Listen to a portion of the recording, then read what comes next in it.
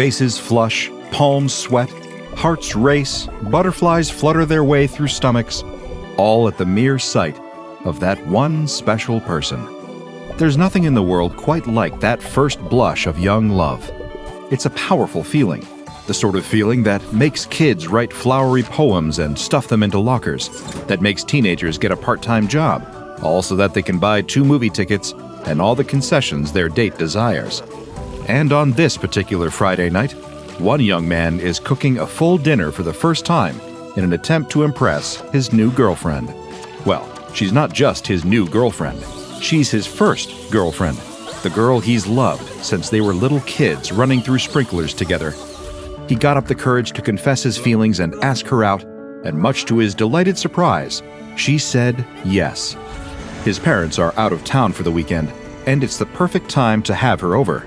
So now, with his mom's recipe book in hand and determination in his heart, he's giving fettuccine Alfredo his best shot.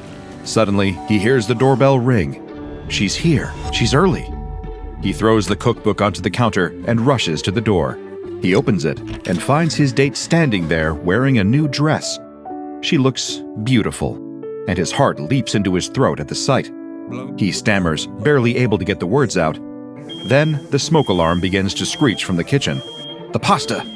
He sprints to the kitchen, but it's too late. It's all gone up in smoke, and the promise of a perfect date with it. He turns to apologize, but she just laughs. Not in a mocking way, but like the disaster is just a private joke the two of them can share. In 30 minutes or less, the two young lovers are splitting a pizza, and the night is saved.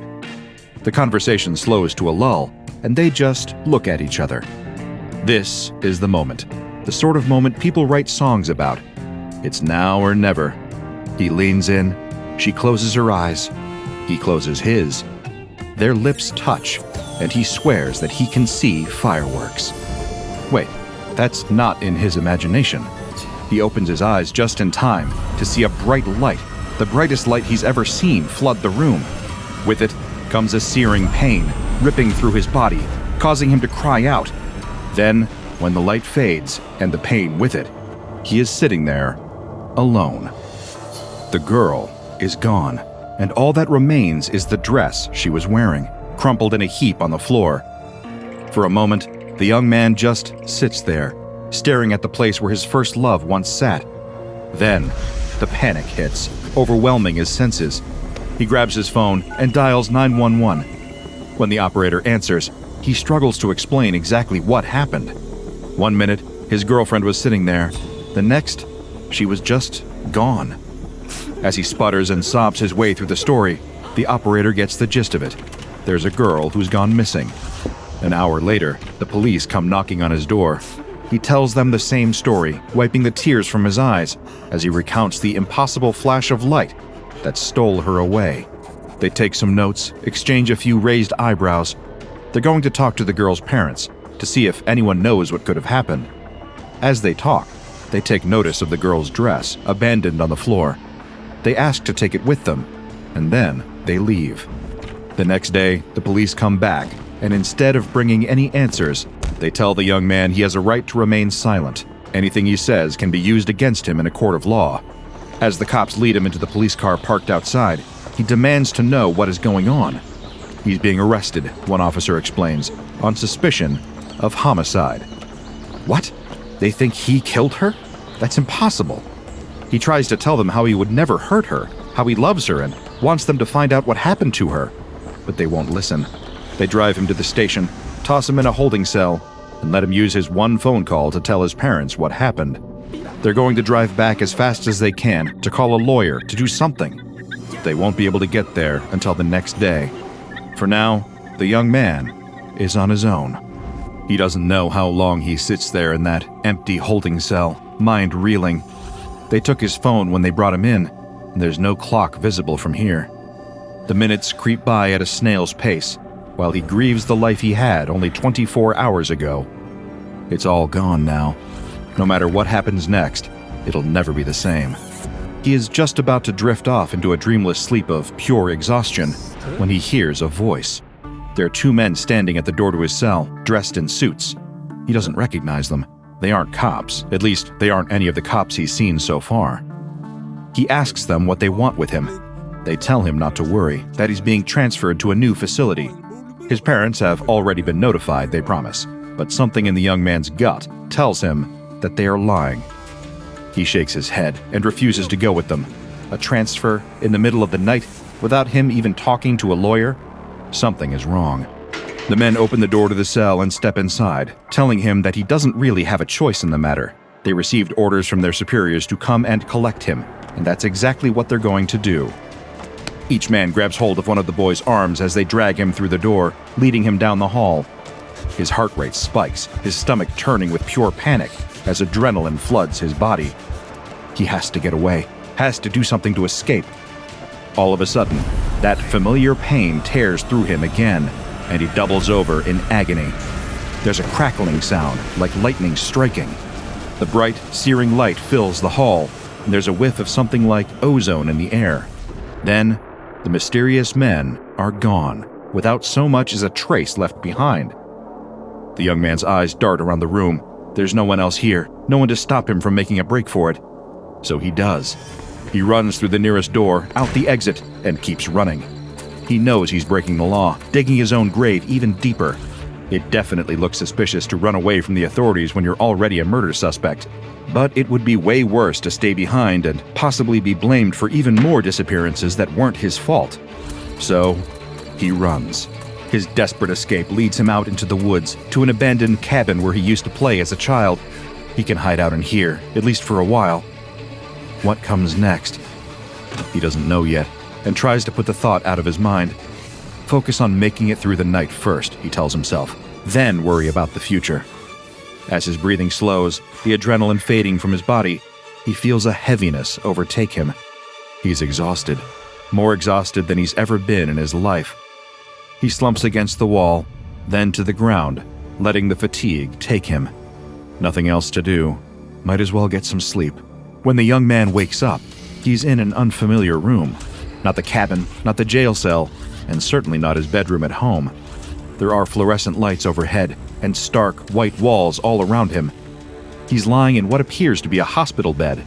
He goes to sit up and realizes that he's been strapped down. As he begins to panic, a doctor approaches him. Or he thinks the man must be a doctor. He's wearing a white coat, carrying a clipboard. The man speaks in a pleasant, friendly tone, with just the slightest hint of clinical distance behind it. He tells the young man not to be afraid, and that no one is going to hurt him as long as he cooperates. He asks where he is, but the doctor doesn't answer. He struggles against the straps pinning him to the bed, demanding to be released. He asks for his phone, for a way to contact his parents or call a lawyer. The doctor does not answer. Then, that sudden pain, that crackling sound, that burst of light. The straps vanish, and the young man jumps off of the bed. But his legs are weak and unstable, his body still exhausted. He collapses and is strapped down all over again. The cycle repeats again and again like that for hours, until the young man gives up. He begs the doctor to please just tell him where he is. The man relents and explains that this is a place called the SCP Foundation. He's been placed there after being removed from police custody, and he is, unfortunately, going to be there for quite a while. The young man doesn't yet know what this means, but he has been given an official designation: SCP-213. SCP-213 is an adolescent human male about 1.5 meters tall and weighing around 95 kilograms. SCP-213's most anomalous trait is his ability to forcefully sever the bonds between the atoms in any solid or semi-solid matter that he comes into physical contact with. When this effect manifests, it is accompanied by a blinding flash of light. This effect can be triggered by any part of SCP-213's body, as long as it comes into physical contact with the affected being or object. For example, projectiles that have hit SCP-213's body in various places have been vaporized in this way on impact. The effect is not only devastating for whatever is being disintegrated, but also causes severe pain to SCP-213 himself. During several recorded manifestations of the effect, the pain has been intense enough to render SCP-213 unconscious. According to his file, SCP-213 has never been particularly happy to be in Foundation custody. It isn't hard to see why. I can't say I would have enjoyed spending my youth locked up in a scientific research facility, even one in picturesque southern Italy. Unfortunately, there is currently no ethical alternative that I can see. If SCP-213 were permitted to walk free, he could cause untold damage to the surrounding population, the ecosystem, and humanity as a whole. So, tragic as it is, he must remain in containment in order to prevent any innocents from being disintegrated. SCP-213 made 6 escape attempts during his first 6 months in containment. After all of these failed, he began to plan his 7th. He took his time, waiting several months for the Foundation to let their guard down. Then he requested an interview with one of the head researchers assigned to his case. When security personnel disengaged most of the containment procedures in order to let her into the chamber, SCP-213 used his ability to vaporize the doors to the chamber and make a run for it. Unfortunately, when the researcher and 2 other agents attempted to grab hold of SCP-213 to stop him from escaping, they were disintegrated by his anomalous ability. Once he escaped his containment chamber, SCP-213 was faced with a new obstacle. He had no idea which way the exit was. He had only seen a limited portion of the facility, so he knew next to nothing about its layout or even how large the building actually was. He ran as fast as he could in a randomly chosen direction, but was quickly surrounded and overwhelmed by security personnel. Using his effect to escape his cell had sapped his energy and left him exhausted, and he collapsed to the ground after approximately 15 minutes of freedom. He was found in the staff break room, trying desperately to break through the floor and escape into the lower levels of the building. But his proverbial battery was drained, and he was unable to do anything other than follow the security guards back to his cell. Following this failed attempt, SCP-213 seemingly abandoned his pursuit of escape. But there would be more of his containment breaches. The security cameras in SCP-213's cell captured footage of him sleeping, tossing and turning as if having a nightmare. Suddenly, there was that recognizable flash of light. When the light was gone, so was the bed and a portion of the floor. SCP-213 awoke in freefall as he plunged through the floor and into a basement level of the site. Thankfully, he landed on a pile of mattresses that had been placed into storage down there, and was not injured. As this particular containment breach was obviously unintentional, he was not issued any punishments. A researcher's note was added to the file following this incident, which reads as follows. From study of this video, it is clear that SCP-213's control of the effect is not as perfect as it previously believed, and it has become more cooperative with us in trying to establish a method to control and utilize it. Vague conjecture on the part of the review staff as to possibilities of what would occur should the effect trigger accidentally, including SCP-213 self-vaporizing, are noted as being particularly useful in this regard. From here, the relationship between SCP-213 and the Foundation became a great deal less antagonistic. It seemed that the Foundation and SCP-213 shared a common goal. They both wanted to get to the bottom of SCP-213's anomalous properties and determine what exactly was causing them. From there, perhaps they could learn how to properly control them and prevent any more unintended casualties. SCP-213 was contained in a high-security humanoid containment cell within Site-77 in southern Italy. His containment chamber was surrounded by a 10-meter-wide zone filled with gaseous materials that are corrosive to human skin. SCP-213 was kept informed of the nature of his containment in order to prevent manifestations of his anomalous effect that might result in additional containment breaches. There were 2 guards positioned outside of the containment chamber at all times. These guards were required to be armed with high-pressure hoses, oleoresin capsicum, or pepper spray, and polymer web grenades, just in case. These containment procedures served SCP-213 well for some time. Then, during a routine physical examination of SCP-213, everything the Foundation thought they knew about him changed. The exam was off to a perfectly ordinary start when the physician happened to notice some lesions on the young man's back. At first glance, they appeared to be smooth nodules resembling a cyst or a small lipoma. However, the physician could tell right away that these were no ordinary cysts. There were 4 of them, positioned on SCP-213 at precise intervals of exactly 15 centimeters to form a perfect square. Additional medical personnel were assigned to monitor this condition in case of any changes, and follow-up examinations were scheduled. During the first follow-up examination of SCP-213, medical staff discovered 2 more nodules, each located in the center of one of the young man's palms.